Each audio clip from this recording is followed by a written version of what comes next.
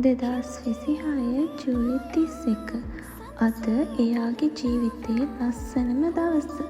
මම මේ කියන්නේ මගේ අක්කා ගැන.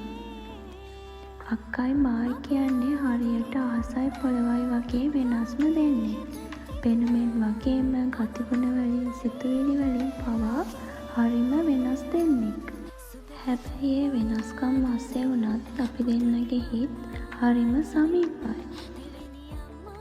අක්කා කියන්නේ දෙවැනි අම්මා කියන කතාව මගේ මල්ලිගේ ජීවිතේට ඇත්තක් කළේ මගේ අක්කා. ඉතින් ඔයාගේ ලස්සනම දවසේ ඔයාගේ ළඟින්ම ඉන්න බැරි වුණත් ඔයාගේ අලුත් ජීවිතයට මං හදවතින්ම සුබ පතනවා. I love you so much my princess. හැමදාම hina වෙලා සතුටින් ඉන්න.